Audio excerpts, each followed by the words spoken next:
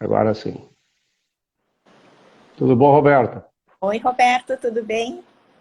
Tudo bem, obrigado. Me diz uma coisa, Roberta, esse currículo que eu estou vendo aqui do escavador, que fala em servidora pública federal do TRT da quarta região, é teu? É esse o teu currículo? Eu, sim, Então significa dizer que tu é bacharel em Ciências Jurídicas e Sociais pela PUC do Rio Grande do Sul, sim. especialista em Direito Tributário pelo Instituto Brasileiro de Estudos Tributários, especialista em Direito Público pela PUC também do Rio Grande do Sul, mestranda em Filosofia do Direito pela Universidade de Buenos Aires e está fazendo agora também graduação em Filosofia Objetivista, é isso? Exatamente isso. Isso Por mesmo. sinal, foi a partir disso que a gente começou a interagir um pouco mais, né? Que a gente se conheceu. Uhum. E, e eu fiquei muito feliz de saber que tu aceitarias o meu convite para a gente conversar um pouco sobre o objetivismo, né? Sobre a filosofia da Ayn Rand. Afinal de contas, tu está estudando isso já há o quê? Um ano e meio, mais ou menos? Com técnica e com método há um ano e meio no OAC. Uhum. Isso é legal, porque eu estudei o objetivismo completamente sem técnica e completamente sem método, né? E não achei assim algo tão complicado da gente entender, porque é muito intuitivo, vamos dizer Ah, assim, tem muito a ver com as coisas da vida, né? Quem claro. preza a vida acaba prezando a filosofia objetivista, inexoravelmente, tu não concorda? É verdade, com certeza. Eu acho que é um caminho só que ele é encurtado quando ele tem a técnica, né? Do estudo, Em que assim, sentido? fica mais Explica claro. aí para mim. Eu acho que o objetivismo fica mais claro e mais palatável ainda quando ele vem com a técnica. A gente entende o porquê de várias coisas que nos chamam a atenção nos livros de ficção quando a gente lê de primeira, assim, né? Uhum. Pela Ayn Rand, na verdade, Roberto, assim, pela leitura já nascente. Eu sempre gostei muito de ler, sempre Uhum. desde pequena, mas eu conheci a Ayn Rand tarde, depois de formada, inclusive. E foi pelo A Nascente, que inclusive eu tenho um carinho super grande pela obra, como foi a primeira obra com que eu tive contato da Rand, e me fez assim pensar, nossa, eu quero ser esse homem ideal, quero ser esse Hork na minha vida, né? Eu quero conseguir deixar os meus valores acima de qualquer coisa, uma coisa não negociável, né? E aí, Aham. depois eu Deixa, já. eu queria fazer um comentário a respeito ainda dessa questão de como a gente lida com as questões filosóficas. Eu acho importante isso. Ainda mais a Ayn Rand, que ela, diferentemente da maioria dos filósofos, né, ela introduz e dissemina a sua filosofia através da arte, né, através não de artigos técnicos puramente, não de tratados ou ensaios científicos, né? Sim, eles estão inseridos no seu trabalho, né, no trabalho dela, mas eles são apresentados a partir de um retrato idealizado que ela faz da sociedade, né? Idealizado nos dois sentidos, tanto para o bem quanto para o mal, né? Ela cria uma polarização marcante para que as pessoas possam compreender exatamente as nuances, né, que a gente vive no dia a dia na sociedade, interagindo com os demais. Mas o que me parece interessante é como ela instiga esse tipo de reação nas pessoas, né? Porque primeiro ela toca nos sentimentos, depois ela, digamos assim, estimula a compreensão, né, do porquê que aqueles sentimentos se manifestam, e, por fim, ela faz com que a gente acabe tendo necessariamente que pensar a respeito daquilo, né? Entender o processo através do qual a gente foi levado para uma viagem, né? Ética, vamos dizer assim, ou racional, né? Dentro da obra, né? Isso eu acho fantástico, e eu imagino que seja isso que tu queiras dizer em termos de que a nascente foi o estopim, né, desse apego, né, que tu criaste pela obra dela, e depois provavelmente as outras obras se seguiram a partir dessa, né? Isso. Bom, antes de tu falar qualquer coisa, Roberta, deixa eu ser um pouco mais gentil aqui contigo e te agradecer o fato de tu teres aceitado o convite, né, para a gente bater um papo a respeito disso. O papo, ele, como sempre é nas minhas lives, é absolutamente informal, ele visa realmente fazer com que a gente possa encontrar coisas que a gente pensa, sente, fala e tal, defende, de uma maneira assim, descompromissada com formalismo, né, mas comprometida com aquilo que a gente acredita, com a realidade, com a razão, com, enfim, os nossos princípios, valores ideais, né, como eu costumo dizer. Então, é uma satisfação te ter aqui. Eu estou louco para conversar contigo para entender exatamente como é que foi esse teu processo de conhecimento, de mergulho na filosofia objetivista, sem a técnica e o método que hoje tu experimenta lá no curso que o Ayn Rand Institute promove, né, de 3 anos, né, de especialização em filosofia objetivista. Eu queria te ouvir um pouco, agora tu tem o tempo do mundo, aí todo o tempo do mundo para dizer exatamente o que se passa aí na tua mente a respeito disso. Certo. Bom, Roberto, o prazer é todo meu, na verdade. Eu admiro o teu trabalho há bastante tempo.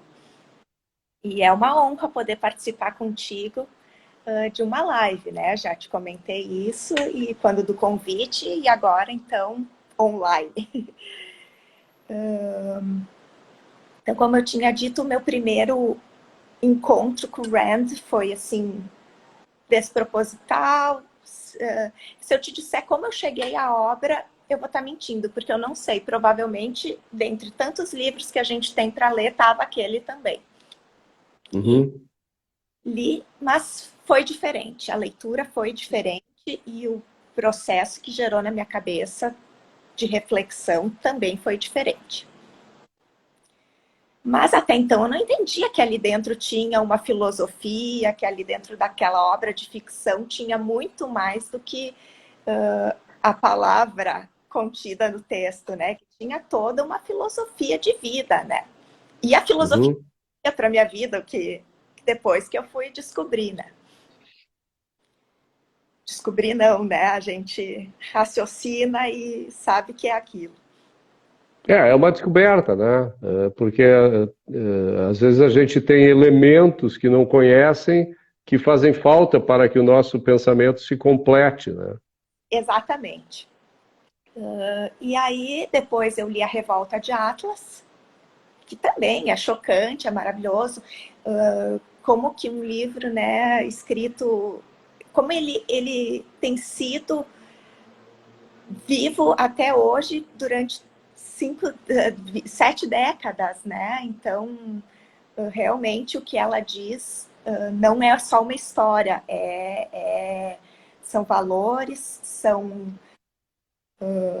virtudes que a gente tem que explorar e que a sociedade tem que explorar, porque elas fazem parte da sociedade, não de um momento histórico, né? Então... Uma das coisas que a Ayn Rand sempre dizia é que os livros que ela escreveu, por serem filosóficos, eles tinham universalidade e atemporalidade, né? Quer dizer, eles serviam para qualquer circunstância, para qualquer pessoa, em qualquer época, em qualquer tempo, né? E de fato é isso, né? Porque a gente lê hoje e aquilo se enquadra perfeitamente. E quem leu antes também garanto que se encontrou, né? Mas ainda li a Revolta de Atlas sem nenhum conhecimento do objetivismo. Isso tudo foi Uhum. e não foi assim, um atrás do outro. Coisas foram acontecendo na minha vida e nesse caminho eu resolvi então ir para as obras não ficcionais. Porque tu vê que quando tu lê o meu currículo, o mestrado na UNB é porque eu não sei se tu sabe, mas eu moro em São Borja. E São Borja Uhum. fronteira com a Argentina. Então, para mim, falar de Buenos Aires ou falar de Porto Alegre acaba mais ou menos sendo a mesma coisa, né? Sim, só muda a língua. Só muda a língua e claro, esse ano E olhe lá, né? E olhe lá, às vezes nem tanto. o Portugal vai bem, né? Não, mas a gente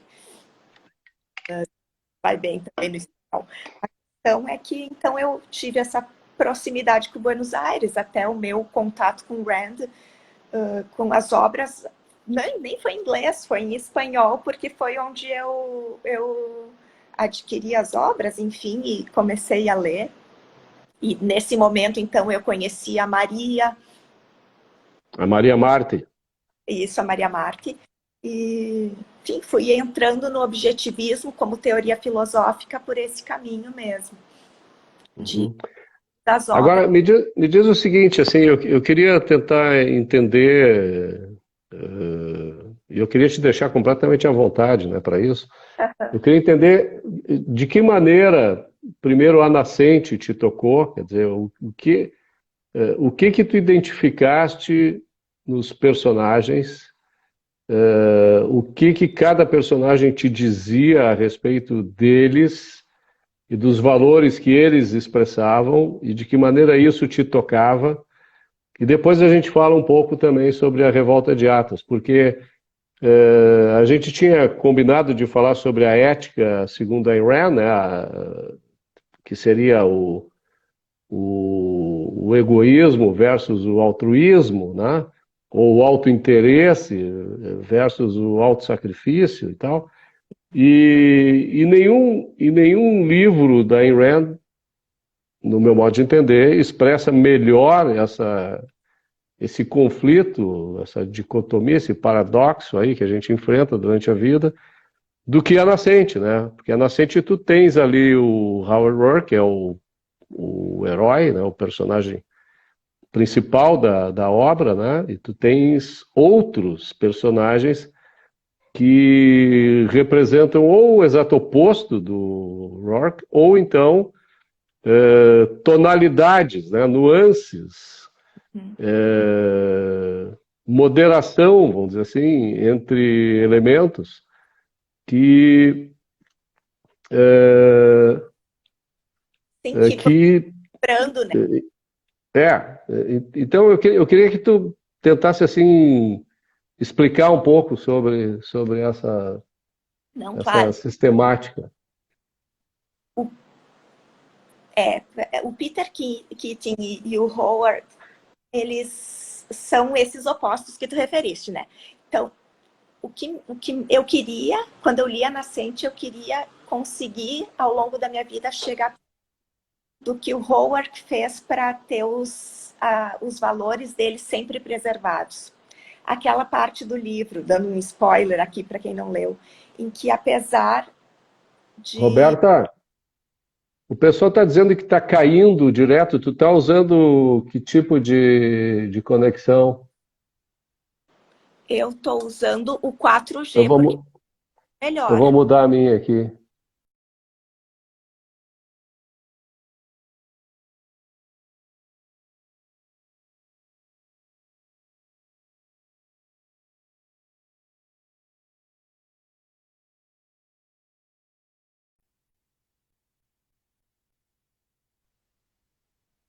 Melhorou agora? Tá me ouvindo? Eu estou te ouvindo bem e para mim não estava caindo. Eu não sei se sou eu. Vamos ver agora. Vamos seguir adiante. Desculpa te interromper, mas o pessoal estava reclamando aqui. Imagina. Então, Às vezes o problema é deles também, né? Pode, né? Mas tudo bem. Então, Roberto, eu li aquele Howard Hawks e eu queria conseguir na minha vida chegar perto daquela forma de viver que tem valores que são inegociáveis.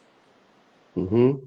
Claro que a gente pode falar dos valores, tudo, mas tem aquela parte do livro, né, que nem eu disse que eu ia dar um spoiler, que era quando ele já não precisando de auxílio financeiro, precisando de trabalho, ele não abre mão do trabalho dele, mesmo recebendo um valor que ia poder mantê-lo, porque queriam transformar o trabalho dele em algo que não era o trabalho dele. Uhum.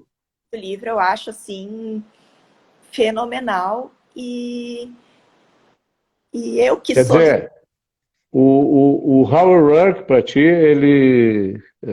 eu vou tentar colocar isso em outras palavras, né? Porque tem gente que não leu o livro, né? Então, o Howard Roark é uma figura, né? Criadora, né? Ele tem pensamento próprio, original a respeito de uma série de coisas. A primeira coisa que ele sabe é o propósito de vida dele, né?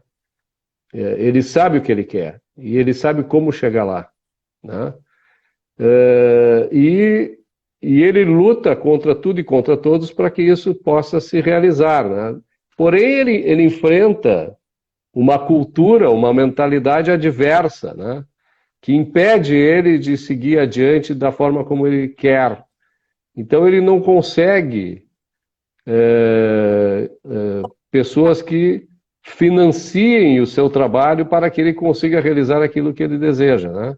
Até tem uma frase interessante que ele coloca, né? Que eu não, como é que é? Eu não trabalho para ganhar dinheiro das outras pessoas, eu ganho o dinheiro das outras pessoas para fazer o que eu quero, né? E isso é fantástico, né? Porque muda toda uma visão, né? De relacionamento social, né? totalmente. E nesse teu breve resumo do personagem, nós já falamos de um monte de pontos de ética, né? Na verdade. Porque nós Quais falamos. seriam eles? Então, agora eu joguei essa isca aí para ver se tu caía. Como tu caiu, então agora eu vou te perguntar. É isso, que tá bom. Qual- Nós falamos da meta, né? De agir para resolver essa meta e também saber quem que é o destinatário, o beneficiário dessa ação, né? Então, na ética, essas três perguntas têm que ser respondidas, né? E na ética objetivista, nós temos respostas bem claras para essas perguntas. Quais são as perguntas? Coloca em ordem. Então, pergunta 1, qual é a meta, né? É a vida. Uhum. É a vida a meta.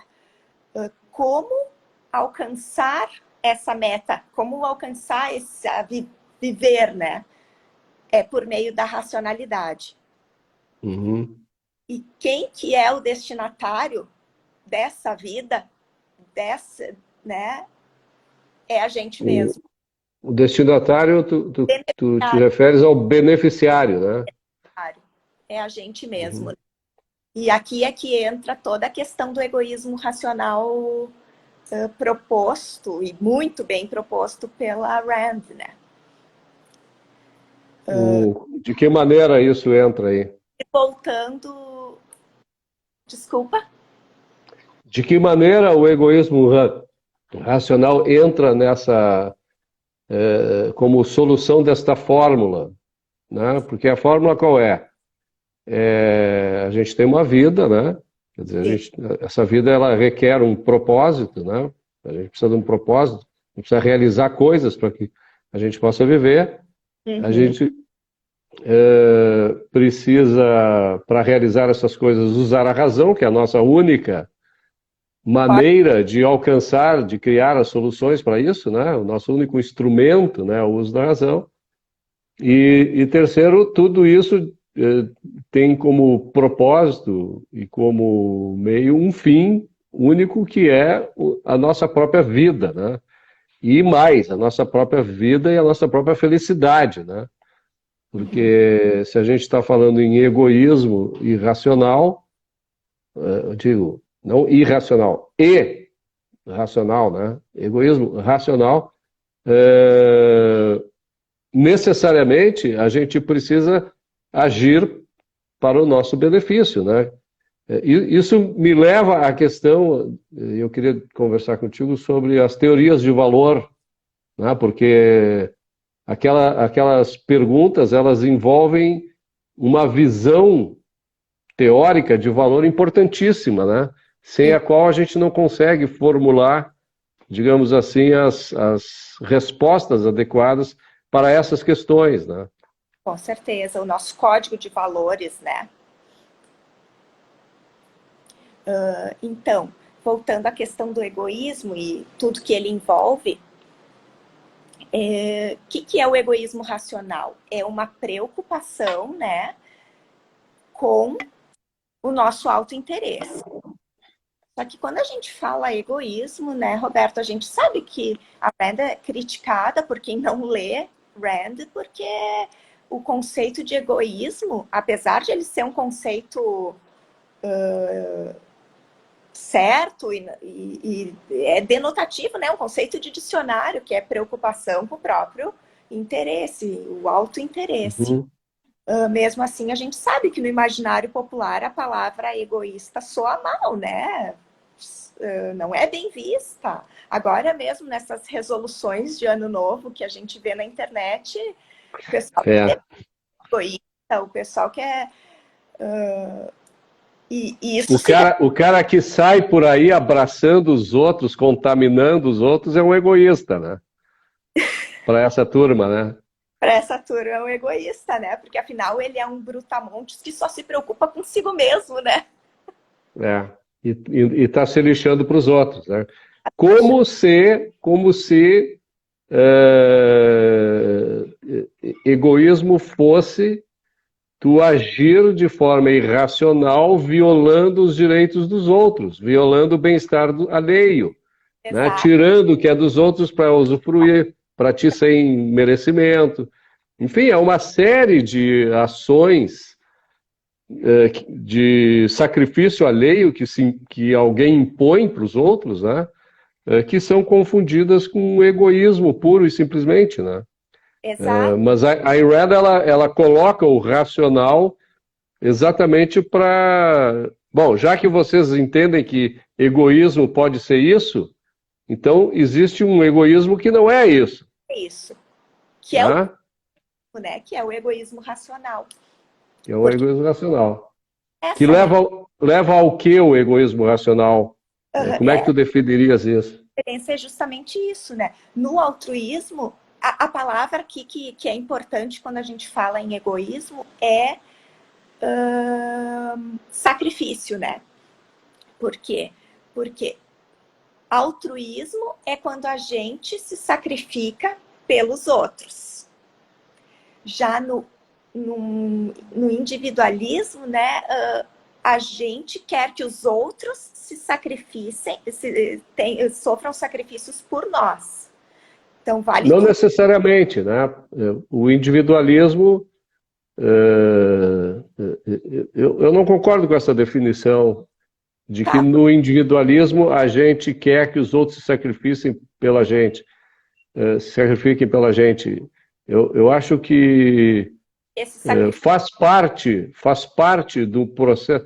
Da mesma maneira como a gente pensa assim, ó, que eu, para ter os meus direitos respeitados, preciso respeitar o dos outros por uma questão de reciprocidade, de entendimento universal do que é isso, né? Eu também posso pensar que o altruísmo, que é o autossacrifício imaginado por alguém, transcendendo a essa pessoa, também vai servir para os outros. Então, se eu fizer os outros se sacrificarem por mim, eu vou estar exaltando para os outros o altruísmo, né? Então, eles vão estar sendo altruístas comigo. Então, não há individualismo envolvido aí, no meu modo de entender. Entendi o teu ponto. Tem total razão. E no egoísmo racional, não tem esse sacrifício, né? Não se aceita esse sacrifício de nenhum dos lados, né, Roberto? Não, o sacrifício para o egoísta racional, ele é um pecado, né? É como a evasão, é como o sofrimento autoimpingido, Um sofrimento. o sacrifício, né? Não é o esforço, não é sofrimento, porque às vezes sofrimento a gente sofre, né? Ou melhor, a gente escolhe sofrer imaginando que haverá, no final das contas, um resultado melhor que compensa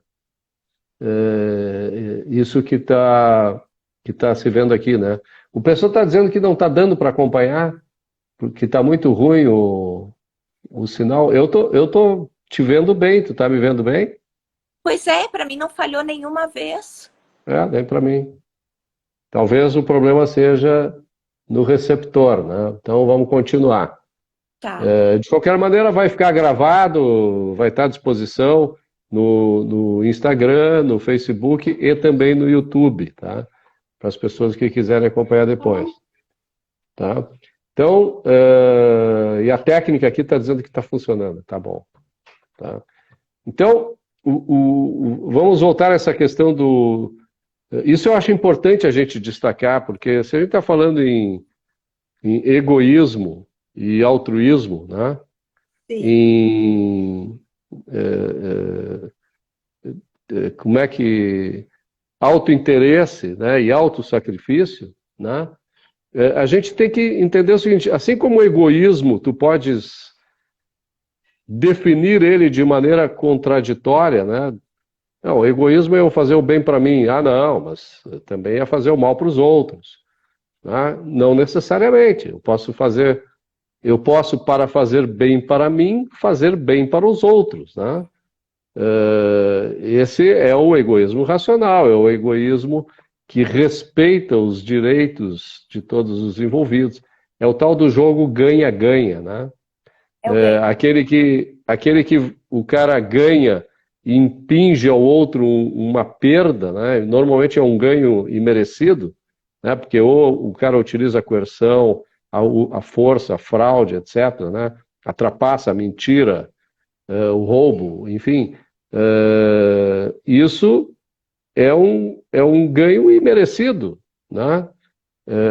É um egoísmo colocado em prática de forma irracional. Então, tem essa divisão na análise do termo egoísmo, né? Assim como no altruísmo, existe também, muitas vezes, um equívoco conceitual, né? Que é confundir altruísmo com benevolência, né? Com caridade, com bondade, né? As pessoas Claro. confundem muito isso, né? Assim, parece que no momento que tu diz que tu é um egoísta, mesmo que racional, tu não vai doar ou dedicar nada do teu tempo, do teu esforço, do teu trabalho para ninguém além de ti. Mas não é isso, né? Na verdade, quando tu faz o teu código de valores e tu determina bem qual que é o teu autointeresse de uma forma racional, tu vai encontrar a justamente as pessoas pelas quais tu vai querer doar tempo, dedicação, tu vai encontrar propósitos que te fazem egoisticamente te dedicar a eles, e dessa tua dedicação tu pode ter, tu como beneficiário principal, mas uma porção de beneficiários também da tua ação, né? Uhum. Quer Então, dizer, é importante a gente entender, eu acho isso importante a gente entender quando a gente está falando de valores, né? Quer dizer, quando tu faz uma caridade, tu recebe alguma coisa em troca, né? Por tê-lo feito, né? tu sabe que uma das questões, com certeza, é que eu já pensei adiante e não respondi. Com certeza, Tem que responder, porque senão o pessoal não sabe do que a gente está falando. com certeza tu recebe e por muito tempo eu me gravou uma frase que a gente vê é dos estoicos. Eu estudei isso em filosofia já faz muito tempo. Uhum. tinha lá uma pessoa, que eu não me lembro quem era, que estava com o vestido todo furado, que era mas teria condições de estar melhor. E aí veio então um sábio e disse: eu vejo a tua soberba pelos furos da tua veste, né? Então, no sentido que a doação, quando ela não é pura ou desinteressada, ela também, tu tá, na verdade, pensando em ti mesmo, né? Não, E mesmo quando. É que eu não acredito em doação desinteressada. exato, eu também Né? não. Eu também É, não.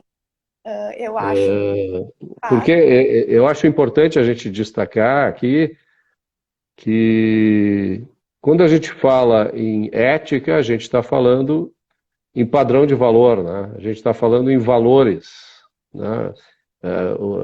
bem, A ética é o código, né, que define de que maneira nós vamos escolher os valores para a nossa vida, né? Para tentar fazer da nossa vida a melhor coisa que a gente pode ter enquanto existe, né? E os valores, eles se classificam basicamente em três tipos, né? São os valores materiais, os valores intelectuais e os valores espirituais, né? Então, às vezes, tu faz uma caridade, um ato de benevolência, porque aquilo te remunera, não materialmente, porque tu está entregando um bem material, ou até um bem intelectual, né? Tipo, tá ensinando alguém a pescar, por exemplo, né? De uma aham, forma metafórica, né? sim. E até espiritual, tu está dando amizade para alguém, tu está fortalecendo a autoestima de alguém, né? E isso tem um retorno também para quem está dando, é uma troca, né? Que a pessoa se sente bem em fazer isso, E porque tem que, preza a vida, porque preza os outros indivíduos, só que não necessariamente precisa sacrificar para isso, né? com certeza, esse é o ponto que divide, né, a teoria ética na Rand, né? Inclusive, ela diz, e não sei se tu te recordas, na Virtude do Egoísmo, que ela fala que ela quer que usem o termo egoísmo, né? Justamente pelo medo que ele causa, porque É. não é para tentar disfarçar, não, a gente é egoísta e isso não tem problema nenhum que seja assim, né? Desde Esse enfrentamento que ela tem, inclusive o título original do livro, né, A Virtude do Egoísmo, é A Virtude do Egoísmo, como em inglês é mais fácil, né, The Virtue of Selfishness, a New Concept for Egoism, né? A gente não tem dois conceitos, né, para egoísmo, ou é egoísmo, né? é, Então, é mesmo. seria a virtude do egoísmo um novo conceito para egoísmo, né? É isso que ela propõe. E é isso. E aí ela sempre ao longo. Bom, e outra coisa, né, Roberto, a gente nunca pode esquecer de uma palavrinha-chave na filosofia objetivista, que é a razão, né? Que é outra coisa que as pessoas confundem parece que a gente é materialista, e não, longe disso, né? Não, mas o cara que só usa razão não tem emoções nenhuma, é um coração de pedra, né? Um Exato, cara sem escrúpulos, só pensa no seu. Essa é a exato. imagem, né? Essa imagem que a gente. Explica então o que que a Ayn Rand pensa a respeito disso. Uhum. Na verdade, a racionalidade, então, nesse sentido que a gente está falando aqui, ela não aceita nenhum capricho, ela é um sistema assim, de princípios que tem integração, que não podem ser contraditórios. A gente não pode se deixar levar, não é assim uma permissão para a gente se deixar levar pelas circunstâncias. A razão nesse sentido que a Rand propõe, então, é uma defesa da vida naquilo que permite que a vida seja vivida, né? Então, Uhum, o autointeresse nem sempre ele é justificado pelos interesses que uma pessoa tem. Porque talvez o que seja de interesse da pessoa vai contra a preservação da vida dela. Por exemplo, que se usa né, nas leituras dela é o próprio uso de drogas. Aquilo é do interesse da pessoa, ela consome egoisticamente, digamos, mas aquilo está contra o propósito de vida. Aquilo, na verdade, detona a vida dela, né? Quer dizer, objetivamente falando, né, e daí objetivismo, objetivamente falando, o que significa isso, o objetivamente aí? E por que isso é importante na ética e tem a ver com valores? Porque a teoria de valor que a Ayn Rand utiliza, que é a teoria objetiva de valor, ela não vê o valor como uma abstração flutuante, né? Ela nem é um valor intrínseco, vamos dizer assim, que pertence a um bem, à revelia do interesse dos beneficiários. Isso. Ela também não é um valor subjetivo a ponto das pessoas, por capricho, ou por emoção pura, ou por um sentimento qualquer, por uma irracionalidade qualquer, darem valor a algo que lhe faz mal, né? Mas Isso. sim ela integra a realidade, quer dizer, o bem, né?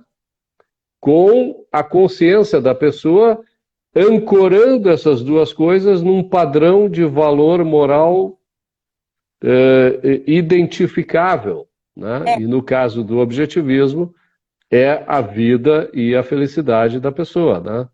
E a felicidade não é o prazer hedonista, o prazer extemporâneo, ou digo, efêmero, né?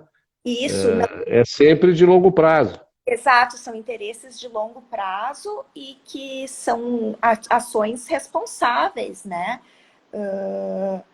Então, esse auto-interesse, ele não é uma permissão para fazer o que dá na telha ou para passar em cima de qualquer pessoa para conseguir o que se quer. Não, é um ato racional no sentido de ser responsável, de pensar a longo prazo, se aquilo realmente integra o teu propósito de vida, que é justamente a manutenção da tua vida feliz, né?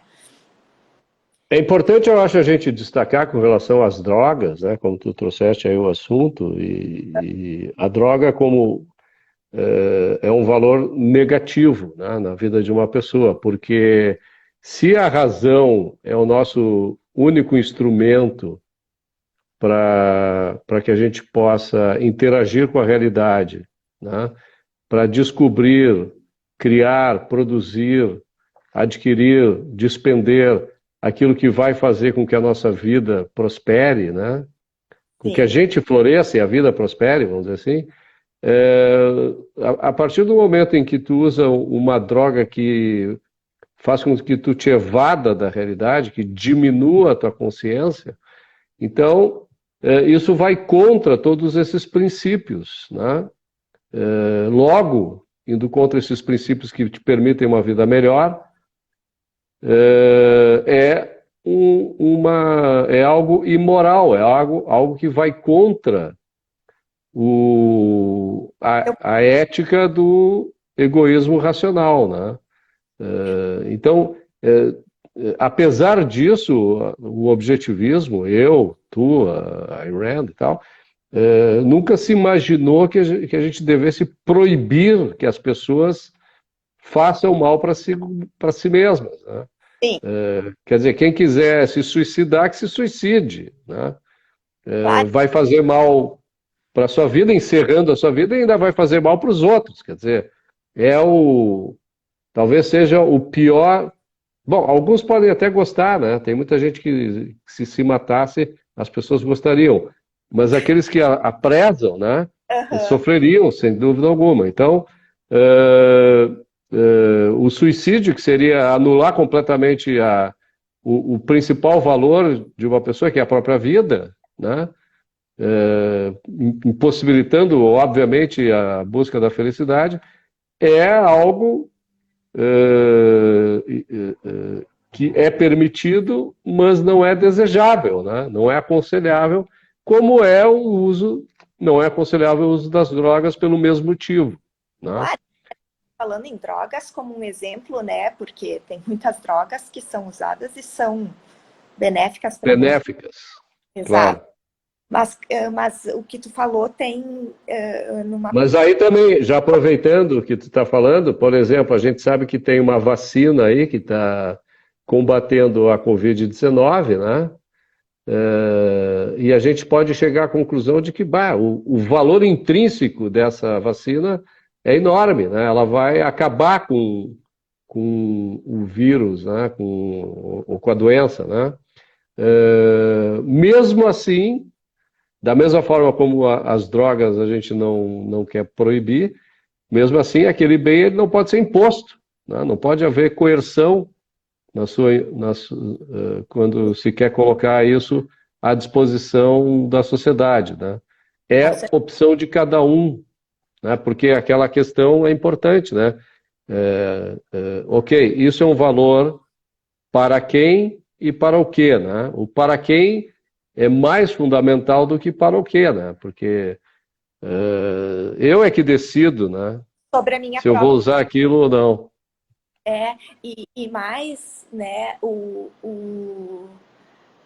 a escolha de pensar e raciocinar é de cada um, né, Roberto? Então, cada um que tem que arcar com as consequências de decidir Mas fazer. não existe pensamento coletivo, não existe, como muitos dizem, não existe bem comum, não existe interesse social. Então, como é que Olha, é? se tu conseguir me definir agora o bem comum, eu juro que eu passo eu racionalmente vou acreditar nele, porque Bom, bem comum é aquilo que eu acho que será melhor para as pessoas, para o maior número de pessoas, da melhor maneira possível. mas aí a gente está falando de um utilitarismo, né? É, exatamente. É. Mas antes disso, num dado momento, tu falou uma coisa que eu aqui pus mente, que a gente não pode esquecer também, quando a gente fala de razão, que a nossa mente ela não tolera algumas coisas serem racionais e outras não, né, Roberto? Como Então, assim? Me explica aí o processo. tá falando das drogas, que a pessoa, então, não, eu preciso da droga porque eu preciso ter um momento de fuga. Uhum. Essa fuga, ela desintegra todo esse caminho que a gente tenta fazer de um propósito, de metas alcançáveis, de racionalidade, e acaba contaminando esse processo, né? Porque a razão tem que estar presente em todas essas etapas de realização do propósito de vida, né? Agora, a gente está falando em razão, quer dizer, a gente está falando de epistemologia, né? Teoria do conhecimento. Tecnologia. A razão ela antecede a ética, né? Porque é importante a gente dizer isso, que a filosofia ela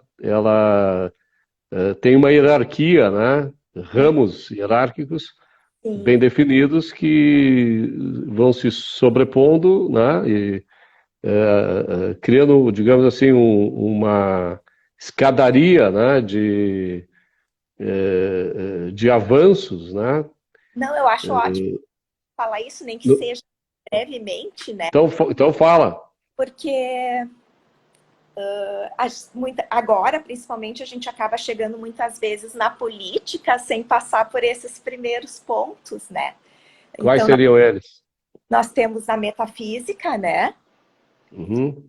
A epistemologia, a epistemologia é o conhecimento, e nesses dois pontos a gente tem a análise de fatos, de descrições, né? E depois é que a gente entra para a ética, na. Agora, a metafísica, as pessoas pensam muito assim a metafísica é uma coisa divina, é uma coisa sobrenatural, né? Porque meta tipo, metafísica é além da física, né? Mas não é isso, né? O que é a metafísica propriamente? No objetivismo. Bom, então, a metafísica, como é que eu posso explicar? Eu sou ruim de pôr em poucas palavras temas assim mais complexos. Vamos ver se... Seria a teoria da existência, né? Exato. Da realidade. Para nós, no objetivismo, é a realidade. Que há. Uhum. Então, por isso que a gente não aceita nenhuma influência mística ou nenhuma influência que não tenha, que não seja real, né? Que não tenha a identidade, a realidade, né? Depois, na Que epistemologia... entenda, na realidade, a realidade aí, na metafísica objetivista, ela se baseia em axiomas, né? Sim. Esses axiomas é que justificam o entendimento a respeito da realidade, né? Quais são esses axiomas? Vamos lá, então. Eu tô aqui com o meu... com as minhas colinhas. Então, que é aqui que nós falamos de razão, propósito e autoestima, não é, Roberto? Não, aqui nós estamos falando dos axiomas que pertencem à teoria da existência, da realidade, né? Que são os axiomas fundamentais, né? A existência existe, né? Ninguém pode provar que a existência não existe. Se for fazer uma prova de que a existência não existe, acabará provando que a existência existe, né? Por isso que é um axioma. A lei da identidade, né? Estabelecida por Aristóteles, que diz que tudo aquilo que existe é algo e que esse algo tem determinadas características que, somadas, formam este algo, né? Formam esta entidade. E que toda entidade ela tem uma natureza, né? E tem um tipo de ação, ela causa efeitos, e esses efeitos eles não podem contrariar a natureza daquela entidade que as criou, né? Que as gerou. Tá? E tem, finalmente, a questão da consciência, que é o reconhecimento pela lei da identidade de que há na natureza, né, que existem entidades que têm consciência, como nós seres humanos. Né? Então, a consciência existe, e essa consciência, a análise da consciência, é que é a porta para a gente sair da metafísica e entrar na epistemologia, né? Porque a gente não é consciente da nossa consciência. Não faz sentido isso. A gente é consciência das coisas da realidade, né? Uhum. A gente abre o olho e a realidade salta na nossa mente, né? Sim. E ela existe independente da nossa consciência, né? Sim, a realidade existe, e daí que tem a questão da consciência, ou então, agora me faltou a outra... Não tem problema, eu vou te ajudar, vamos lá. É que a gente, então, tem a primazia da realidade. Agora me veio Isso, tá, ok. e não a primazia. O fato da realidade prescindir da consciência, né, significa que ela tem primazia. Ou seja, nós não criamos a realidade com a nossa consciência, não. A nossa consciência ela tem apenas a capacidade, através dos sentidos, de perceber a realidade da maneira como a gente é capaz de fazê-lo, né? Então, daí entra a questão da epistemologia, que é a teoria do conhecimento, onde o objetivismo defende exatamente que é necessário que a gente use a razão, né, para conhecermos a realidade. Isso. Né? Meio de conhecimento. E se é contra a fé é exatamente por isso, né? Porque a fé é mística, né? Ela dá primazia à consciência e não à realidade, né? Também isso, mas não só isso, né? Não só isso. A, a, a fé, ela é dogmática, né? Ela abre mão de evidências, muitas vezes, né? É a transmissão de informação que não necessariamente se concretiza como um conhecimento, né? Eu posso te dizer assim, lá fora está chovendo, aí tu acredita em mim, lá fora está chovendo, mas aí a gente vai olhar e tu acreditou em mim por fé, né? Que eu te disse isso.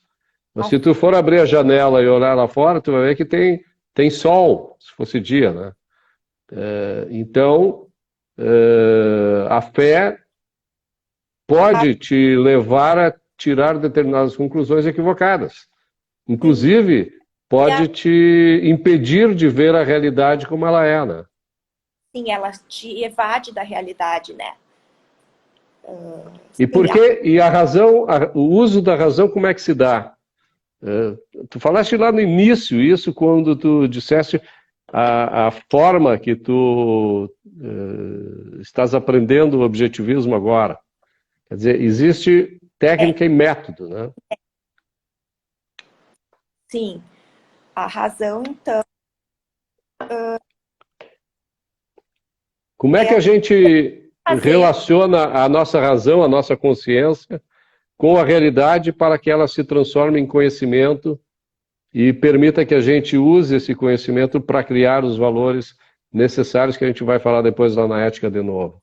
Sim, é por meio da razão que a gente consegue ter uma fonte de conhecimento, é a única fonte de conhecimento que nos dá um guia para justamente fazer o juízo de valores, né?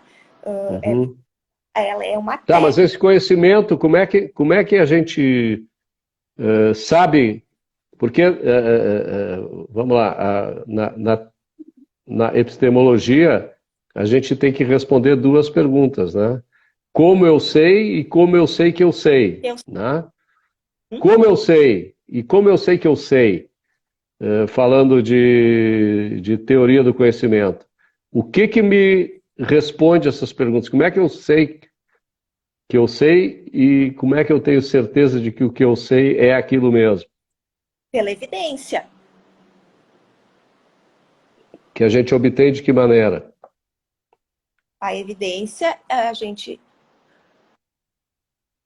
Isso, por exemplo, na pandemia agora, foi uma discussão ferrenha desde o início, né? Era a tal da ciência, ciência, ciência, versus dúvida, dúvida, dúvida, né? Como é que isso... Pela evidência, pela observância da realidade, né, Roberto? Através do método... Pela lógica. Pelo método científico. Isso, Né? pelo método científico.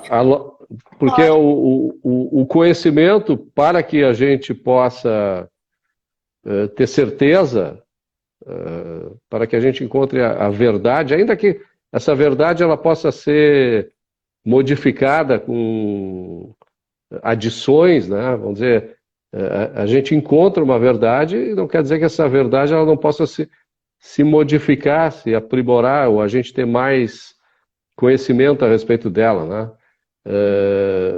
Mas são duas questões. Uma é o método indutivo, né? O método científico indutivo, que é o método empírico, que a gente faz a observação, a experiência, né?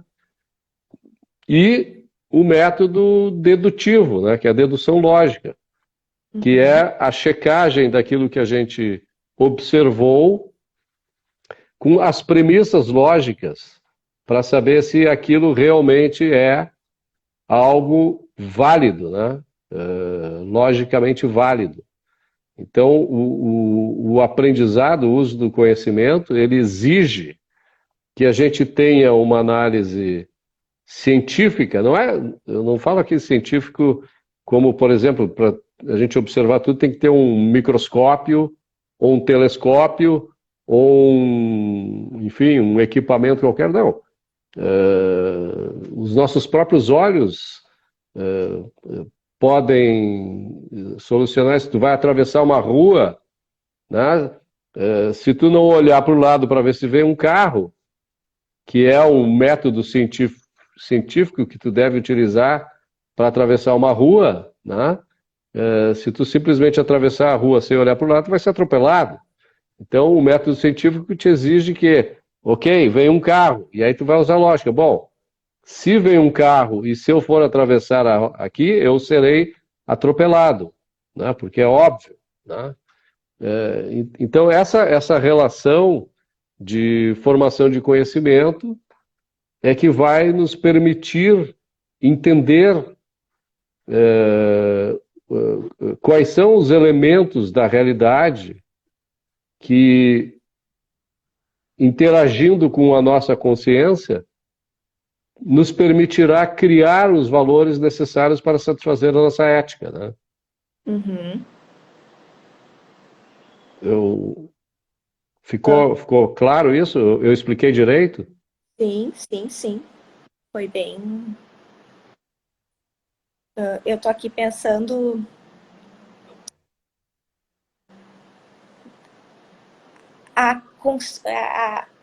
Para chegar na ética, depois desse conhecimento, né, escolher esses valores, a gente tem, né, o valor último, que é o nosso padrão de valor, que é a vida, né? Esse ético, ele é abstrato, mas aquilo que cada homem precisa para viver, os seus valores, que chegam ao valor último, isso sim é de cada indivíduo, né? Cada indivíduo vai ter o seu propósito. É subjetivo nesse sentido. Eu entendo que sim. Porque subjetivo tem dois significados, né? Um é subjetivo no sentido assim de ser uma abstração flutuante, né? De ser algo criado na consciência à revelia da realidade. Correspondência. Né? Não é nesse sentido que a gente está falando, né? E o outro subjetivo é que varia de acordo com cada sujeito, né? O sujeito define para ele o que é melhor para ele. Isso é necessário, mas isso não é suficiente, porque não basta o sujeito definir o que é melhor para ele, ele precisa definir o que é melhor para ele em relação a algo, né? E aqui a gente está estabelecendo que é a vida e a felicidade, né? A vida e a felicidade. Do indivíduo.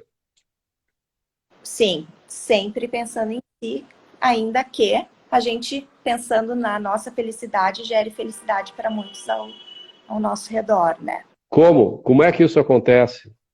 Qual é o processo que faz com que a gente, para ser feliz, precise gerar felicidade para os outros? Então, eu não acho que a gente precise gerar felicidade para os outros para ser feliz, mas eu acho que acaba sendo um corolário, né, Roberto, no sentido de que um familiar nosso, quando nos vê alcançando os nossos objetivos, os nossos valores, quando vê a nossa vida fluindo, florescendo de uma maneira que esses valores estão sendo preservados, não estão sendo negociados, a gente está oferecendo uma troca de felicidade com essa pessoa, né? Mas se a pessoa for invejosa, como é que fica? Não, mas aí nossos valores não...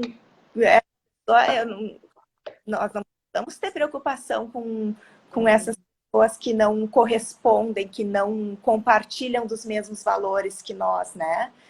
Inclusive, esse reconhecimento de valores, ele permite uma seleção quase excludente de amizades, de afetos, né? De pessoas para compartilhar a vida e os valores que a gente escolheu para viver a vida. O que as pessoas elas sempre discutem, muitas pessoas discutem, não é sempre, mas normalmente discutem, é isso, é que existem fatores emocionais, né, que levam as pessoas a terem sentimentos que são deletérios, não apenas para os outros, né? Porque para os outros precisaria haver uma ação, né? Mas para elas próprias, né? Por exemplo, se eu experimento a inveja, o meu irmão, eu não tenho irmãos, tá? Então, vale o exemplo aqui. O meu irmão, eu tenho irmãs, tá? Mas então eu vou usar o irmão, né? Que não existe, né? Se eu Tá. tenho inveja do meu irmão, tá certo? Eu vou sofrer, né? Cada vez que ele melhorar, eu vou sofrer mais. Se eu mostrar para o meu irmão e o meu irmão gosta de mim, né?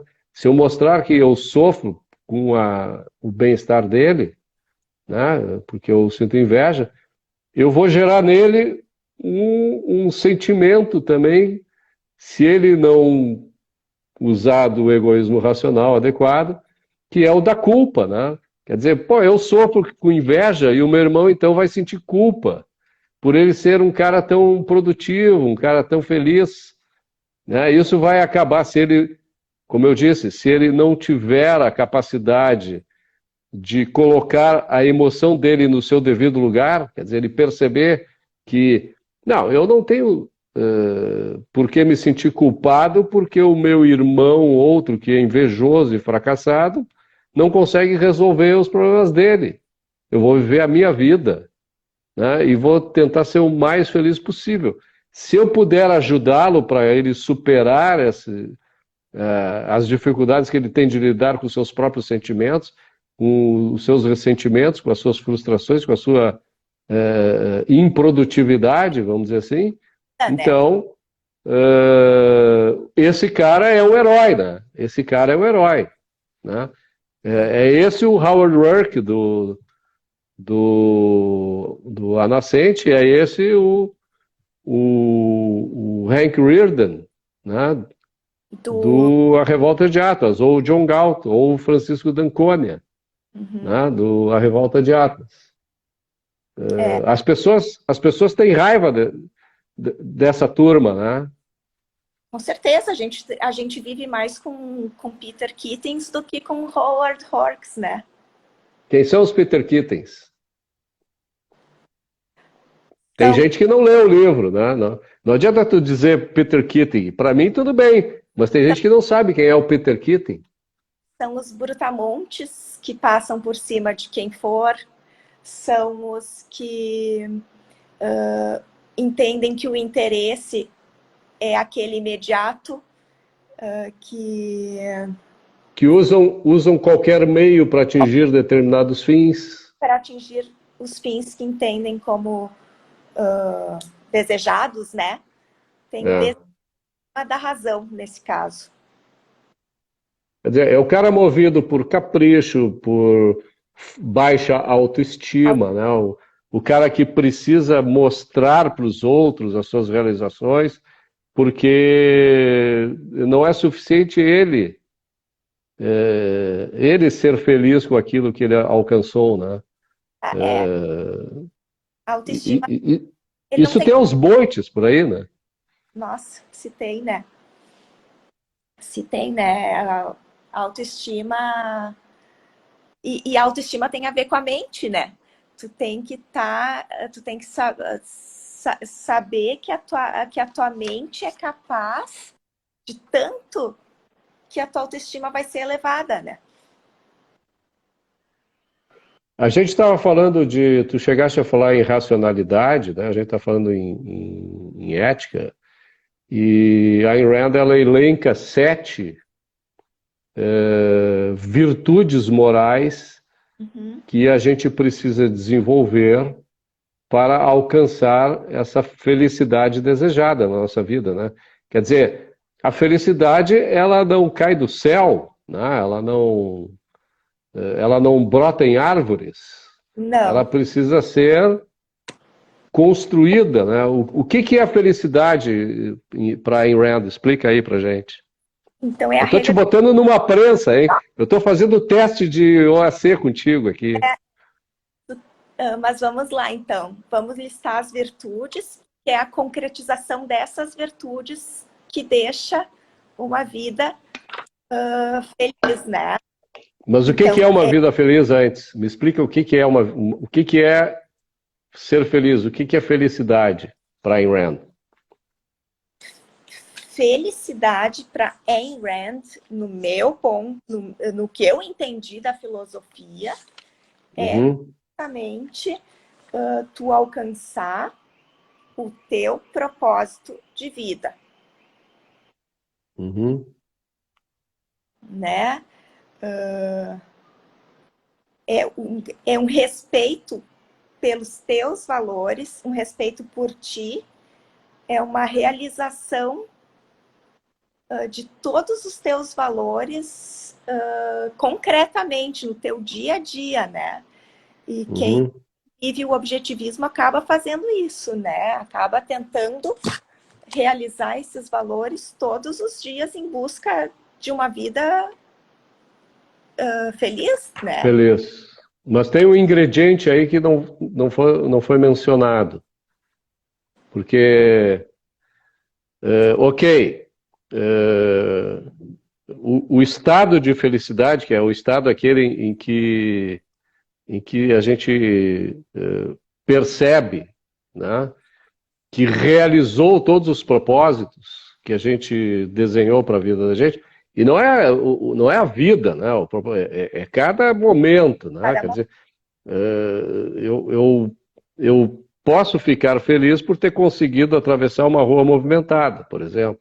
Né? Eu estabeleci como fazê-lo, que eu quero fazê-lo, e eu vou fazê-lo. Tá? Então, é um estado no qual é mais do que alegria, é mais do que satisfação, é um estado de realização de propósitos, mas que exige um ingrediente fundamental para que a pessoa realmente possa se perceber feliz ou se definir feliz, que é a O quê? não contradição, né? A não contradição.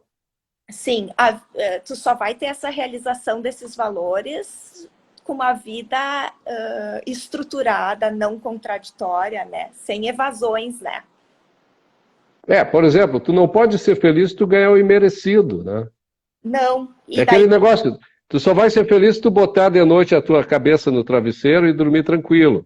Não como um psicopata, né? Mas sim como um sujeito normal que sabe que aquilo tudo que tu obtiveste, é tu mereceste, né? Tu fizeste jus, que na né? verdade Aquilo pode te dar orgulho, né? isso, e aí a gente já falou de duas das virtudes, né, Roberto? Justiça Isso. e orgulho, né? E racionalidade. Racionalidade. Três. Daí nós temos Quais também são as outras? integridade, Que independência. significa o quê? A integridade é justamente tu ser. Tem a ver até com essa não contradição, essa coerência, né? Tu ser fiel aos teus princípios, né? Exatamente, aos teus princípios racionais, né, que ela fala. Claro. São Quer dizer, sete. se tu entendeu que uma determinada ideia, vamos dizer assim, que um determinado princípio racional, baseado na ética, né, da qual a gente já mencionou aqui, a qual a gente já mencionou, é íntegro o sujeito que segue aquilo, né, que defende aquilo, que não contraria aqueles princípios, que não toma atalhos, né, ou que viola que não é fiel a esses princípios estabelecidos. Né? Isso, que não negocia esses princípios que são a base do seu guia de valor, né? Isso. Qual é o outro? Aí nós temos também a independência, que, que tem a ver também com uma mente independente, de não andar com a manada, né? De conseguir observar a Não, mas realidade. se a manada tiver certa, qual é o problema? Não, mas daí tu vai saber que a manada tá certa pela tua mente, não por causa da manada. Isso, é isso aí. Não existe pensamento coletivo, né? Quer dizer, Tu tá indo para o caminho certo não porque os outros estão indo, mas sim porque tu entendes que é o caminho certo, né? Fez todo um processo de... Porque as pessoas às vezes elas pensam assim, deve ser para lá porque está indo tanta gente, né? Então eu vou junto.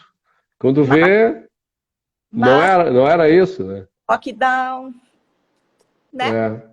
É, Acho é. que é exemplo. Bom, nós falamos então. Nós falamos de integridade, independência, justiça e orgulho num exemplo teu, O que é honestidade. o orgulho? Vamos falar de orgulho então, só para antes disso. Porque as pessoas confundem orgulho, o sujeito orgulhoso, com o sujeito arrogante, cheio de soberba, né? O cara assim que se acha o maioral, né? Uhum. Que despreza os outros, né? Orgulho não é isso, né? Não, o orgulho é realmente uma satisfação com os teus valores morais, né? Com a tua ambição moral, né? Quando é que tu te sente orgulhoso nesse sentido? Eu não te escutei. Quando é que a gente se sente orgulhoso nesse sentido? No sentido assim, voltado para os valores morais. Quando esses valores realmente estão no dia. Eu, pelo menos, tenho orgulho de quando eu sei que eu estou realmente concretizando todos esses valores que nós estamos falando no meu dia a dia. Quer Né? dizer, quando a gente percebe que a gente está agindo, pensando e agindo de forma moralmente melhor a cada momento, né? Cada dia mais a perfeição, né? Buscando chegar mais perto do Howard Hawks a cada dia, né? Quer dizer, às vezes a gente não consegue ser um Howard Roark, mas se tu caminhar nesse sentido já é um progresso, né? Exato, com certeza, né? São vários os fatores que... Então a gente já falou de racionalidade, de independência. Independência a gente não falou tudo, né? Porque independência não é só tu pensar com a tua mente, né? Independente dos outros. Isso não quer dizer que tu não possa receber lições ou conhecimento dos outros, né? Tu vai receber, mas é sempre bom que tu verifique, né? Que tu cheque as premissas daqueles conhecimentos se aquilo está correto, né? Não pode agir por fé, né? Mas não é só isso, tem um outro aspecto, que é o aspecto da gente poder sustentar a própria vida, né? Tu não depender dos outros, tu não sacrificar os outros para que tu possas viver a tua vida. Tu tem que ser independente não apenas no aspecto intelectual, né, de tu criar as tuas próprias razões baseadas na realidade e na lógica, mas também de tu criar os meios para a tua manutenção, né, os meios materiais para isso, né? É aquela frase que a gente gosta, né, da Rand, que a gente não vai aceitar que ninguém se sacrifique por nós, nem a gente se sacrifique por ninguém, né? Sim, esse é o princípio da independência. Então vamos de novo lá, para a gente marcar. Racionalidade, que é o reconhecimento de que o homem precisa usar a razão para adquirir conhecimento e poder viver na Terra, né? Isso é o primeiro. É o mais importante, a mais importante das virtudes morais, né? A racionalidade. Tá faltando uma que vem logo em seguida, mas a gente retoma ela. Depois a gente falou em independência, a gente falou em justiça, né? Justiça que é tu dar a cada coisa o mérito que ela tem, né? O que ela merece, né? O que é justo, né? Seja para as coisas, né? Tu não vai valorizar algo que não tem aquele valor, como tu não vai valorizar uma pessoa que não tem aquele valor. Tu vai julgar as coisas e dar os valores adequados a elas. Isso. E tu não vai desperdiçar tempo julgando aquilo que para ti não tem a menor importância, né? Tu tá caminhando lá na Rua da Praia, aqui em Porto Alegre, com centenas de pessoas, com milhares de pessoas, e tu vai estar julgando cada uma. Não faz sentido, né? Faz sentido tu gastar, desperdiçar, né, teu... Tu nem consegue fazer isso, né? Sim, seria... Então, justiça, qual foi outra que a gente já falou? A integridade, né, que a gente já comentou bem. A gente já falou. O orgulho, né? Tá faltando dois, Faltando que é probidade e honestidade, né? isso. A honestidade seria o quê? A Não honestidade, roubar? Não roubar? Não, não, é né? Não é isso.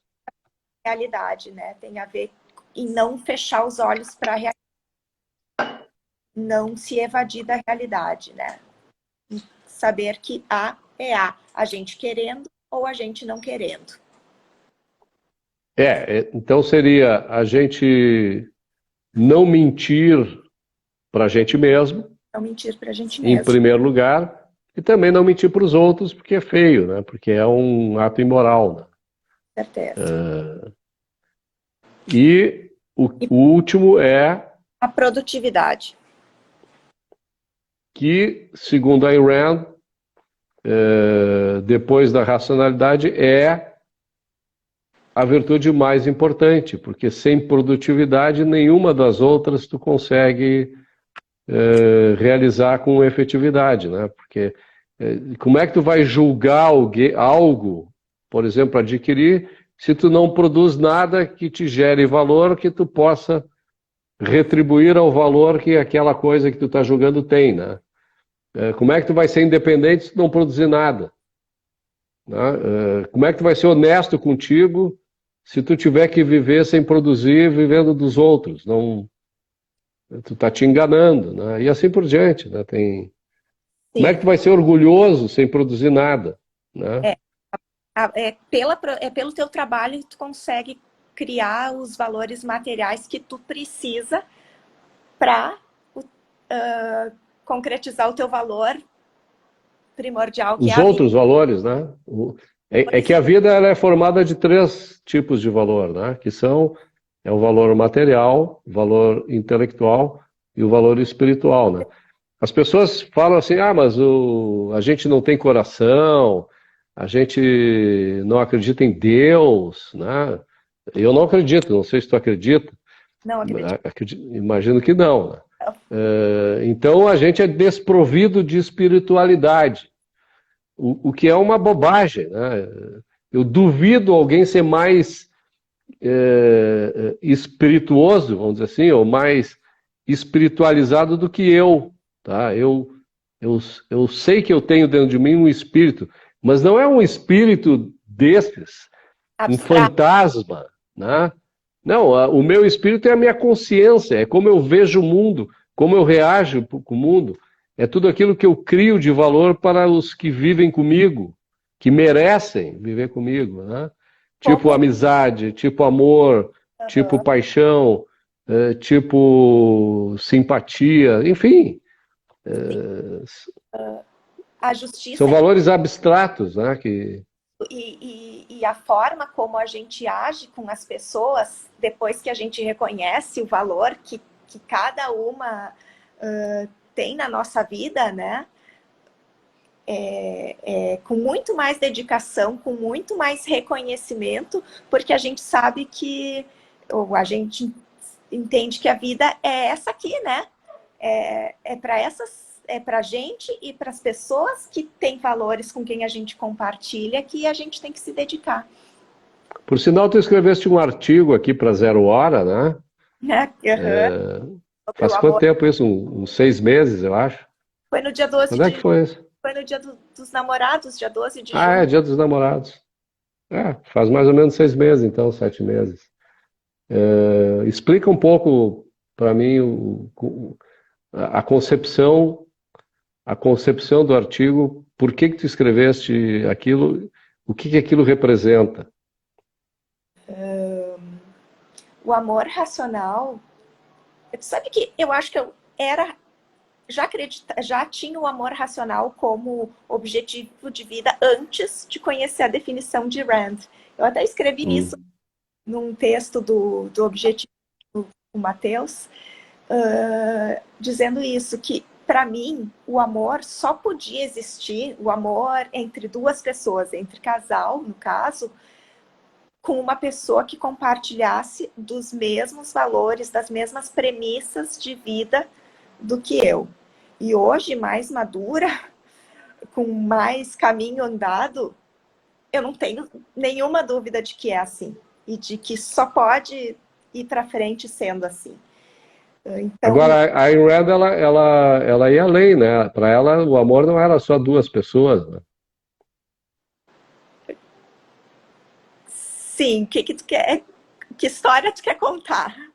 Não, existe um fato da realidade, né, que a gente não pode negar, que é o dela, da Ayn Rand, ter tido, com o consentimento do marido, do Frank O'Connor, um caso amoroso com o Nathaniel Branden, que era seu discípulo, né?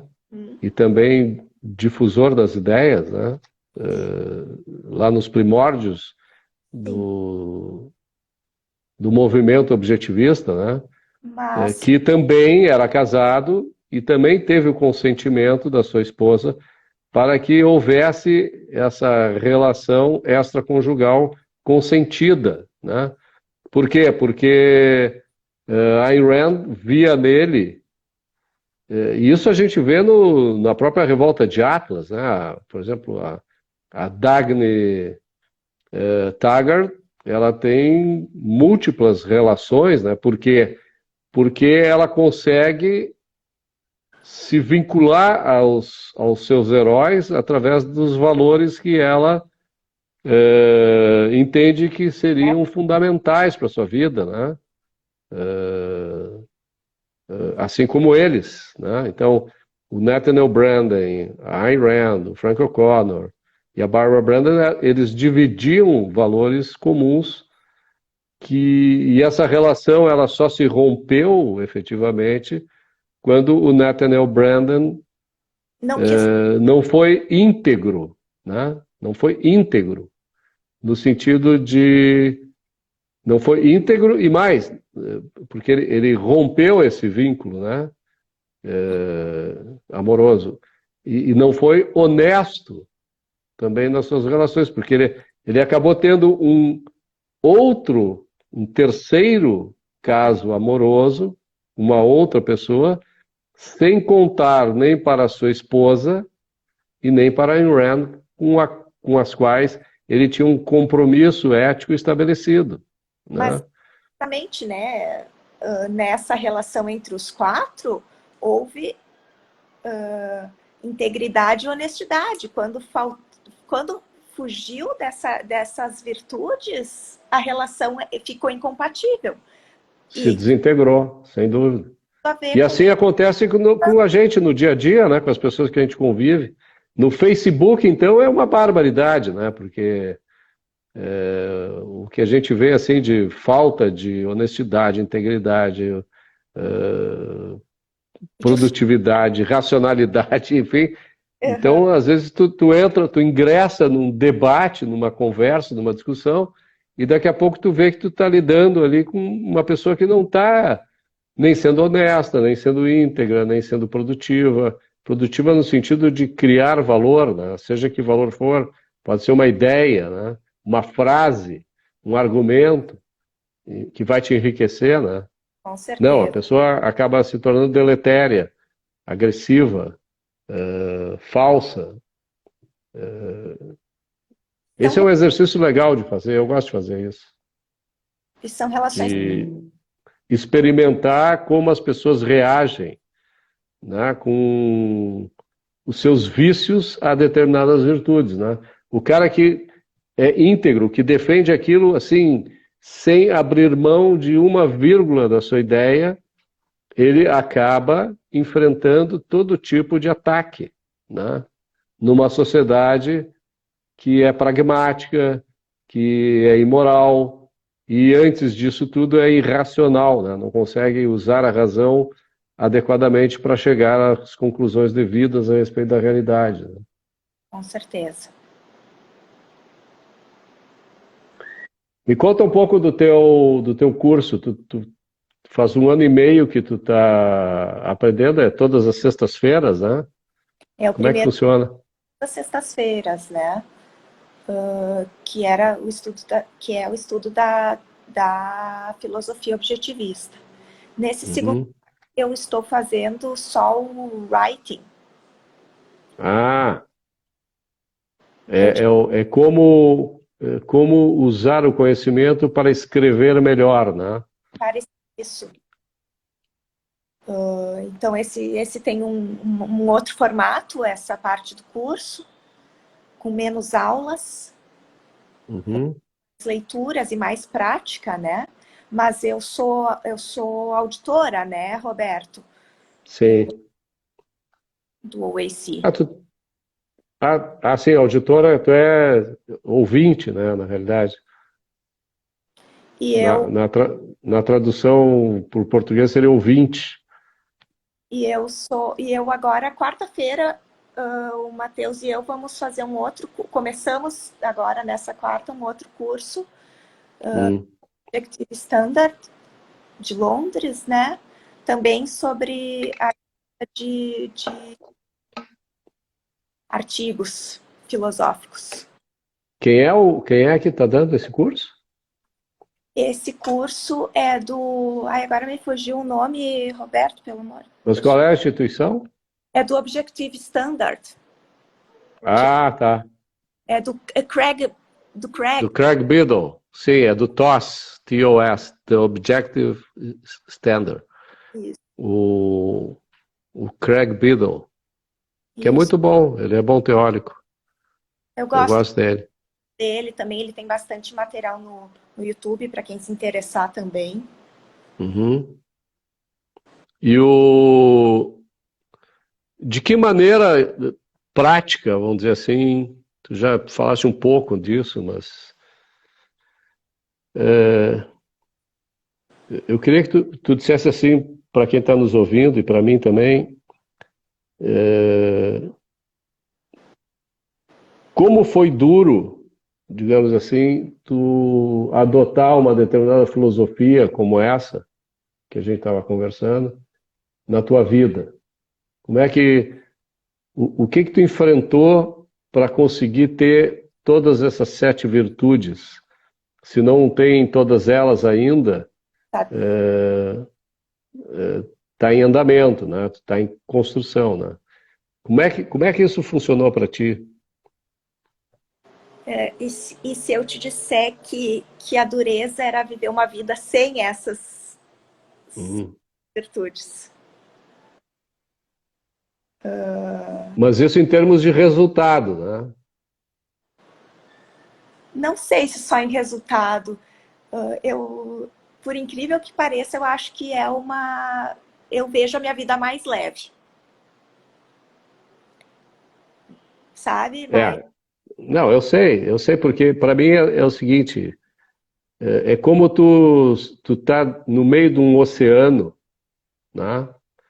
Se tu não tem uma filosofia ou tem uma filosofia que te jogue para o fundo, tu tá perdida, né? Tu tá no meio do oceano, tu não sabe para onde tu vai, né? Tu te agarra em qualquer coisa que pode, inclusive, te puxar para baixo.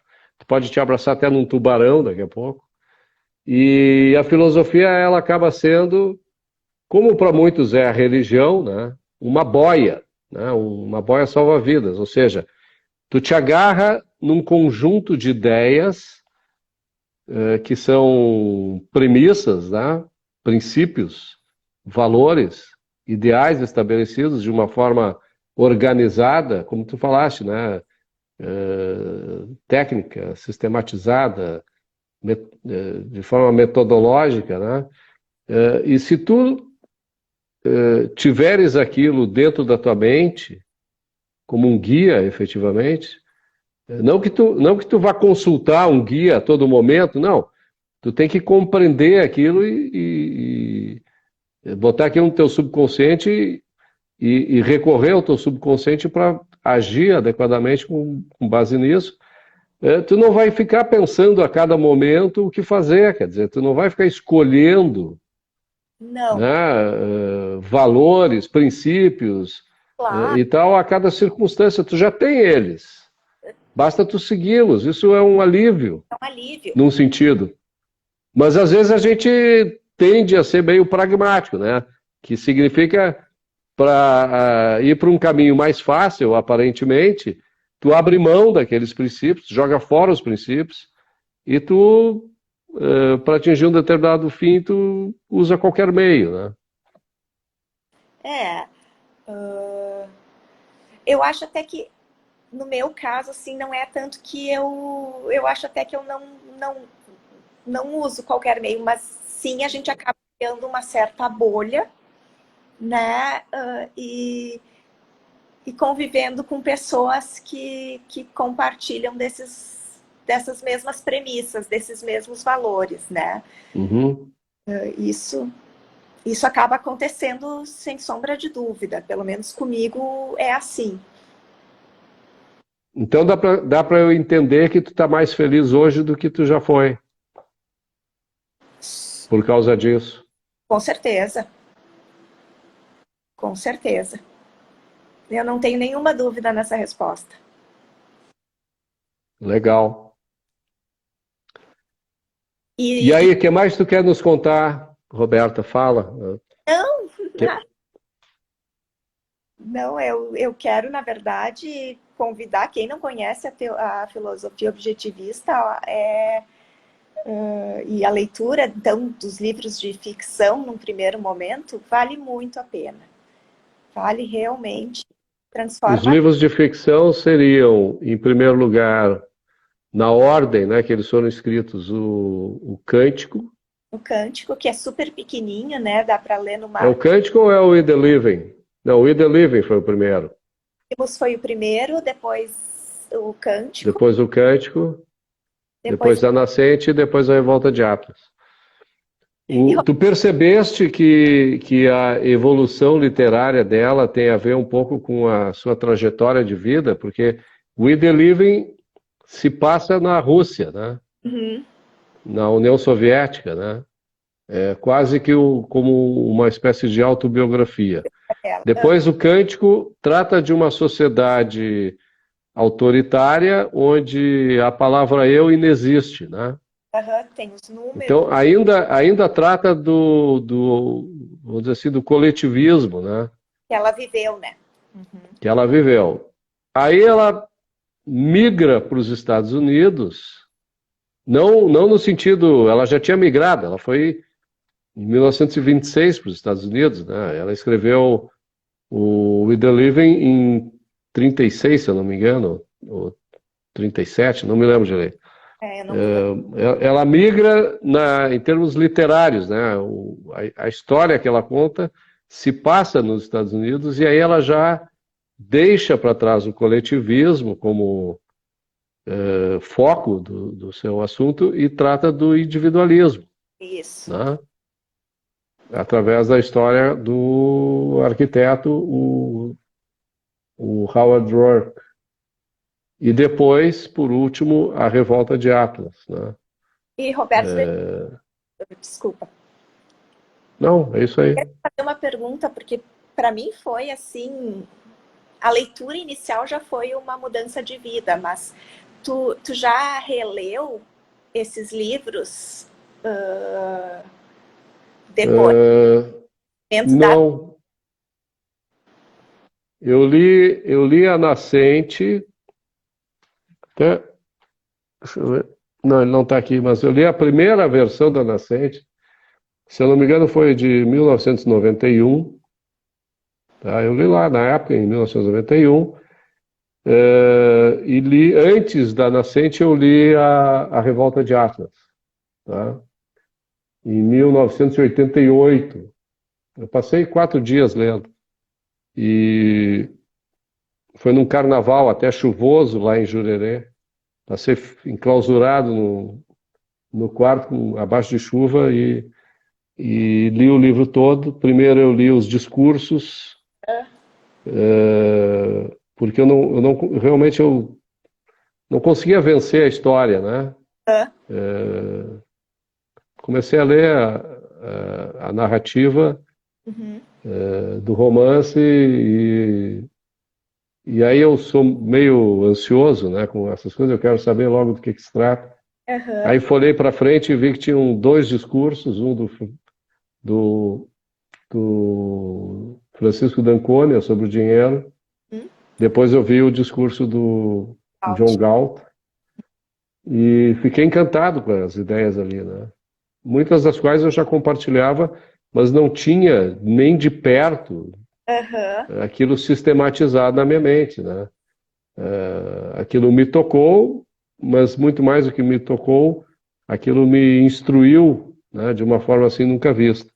Uhum. E de vez em quando eu consulto, assim, quando tenho alguma dúvida, tá, a respeito de uma ideia que está lá, principalmente nos discursos no discurso do John Galt, né, que fala, ali Longa. ele descreve a filosofia toda, né? E às vezes tu tem uma dúvida e tal, tu vai lá e pesquisa. Não, eu te fiz a que eu reli agora, na quarentena que eu tive, quando Uhum. eu Tu pegaste Covid, é? fiquei de quarentena e reli a Revolta de Atlas. Mas foi a melhor quarentena. Foi espetacular. Já vi, a primeira já tinha sido, a segunda leitura foi ainda mais transformadora. Eu imagino certamente que tem muitas passagens que não é nem que eu não me lembre, mas é que eu, quando li da primeira vez, não percebi, Exato, né? exato. Então, a gente vai criando, muitas vezes, até perversões das ideias originais, porque como a gente não revisita, né, às vezes a gente coloca no subconsciente, puxa isso e coloca a sua visão de mundo, né, e acaba muitas vezes distorcendo e até utilizando equivocadamente.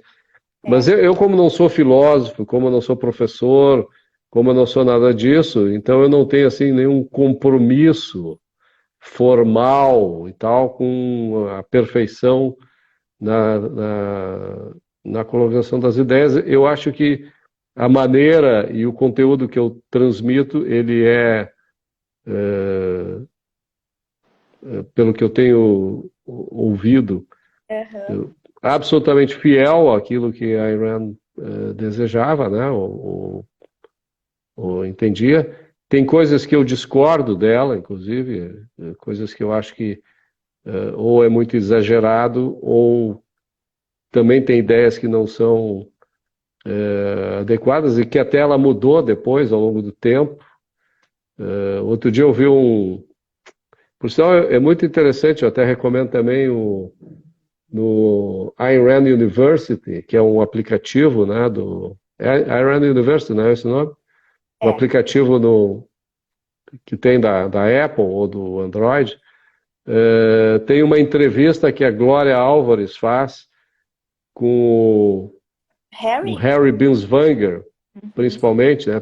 Tá lá também o Oncar Gatti, tá também o Ben Bayer, o Keith Lockett e tal, mas com o Harry, que é um dinossauro, né, no objetivismo, né?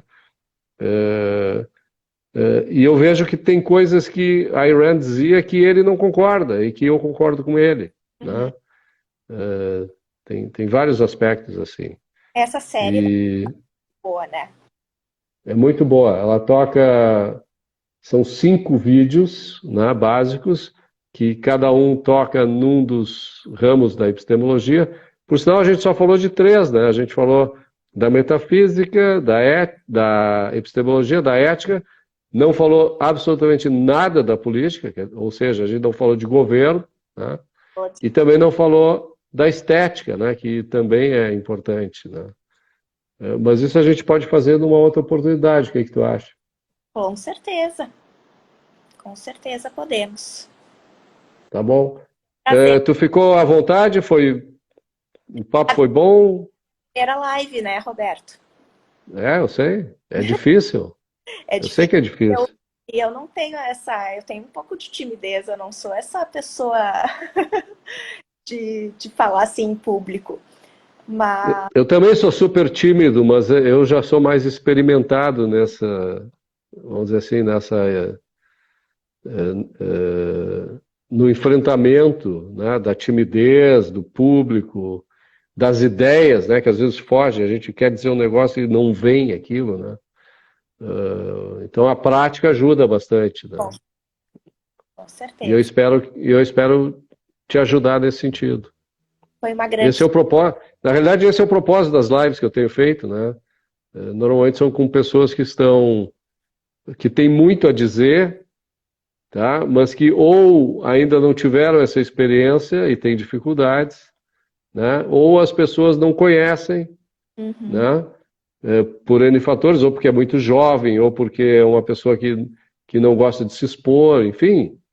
Sim, E eu forço a barra, às vezes, para que elas participem, e eu vou te dizer, tem lives memoráveis, tá? eu Não apenas para mim, não apenas para quem está do outro lado, mas também para quem está assistindo. E eu espero que essa turma toda aí que assistiu, que assiste e que vai assistir tenham gostado. Tenha gostado, né? certo. Trancou aí ou tu tá só parada? Não, deu uma trancadinha aqui, Deu uma avisou. trancadinha? Foi da bateria, mas tá tudo certo. Então é isso. Tá bom, Roberta? Muito obrigado, então, mais uma vez, Obrigada eu, pelo Roberto. teu tempo, por ter participado aí e contribuído na difusão das ideias da Ayn Rand. Desculpa se eu te botei pressão em alguns momentos, mas faz parte, né? Tudo certo. Tudo certo? Muito Então obrigada. tá. Obrigado para ti. Um abraço. Abraço. Tchau. Tchau. Tchau para todo mundo aí que assistiu.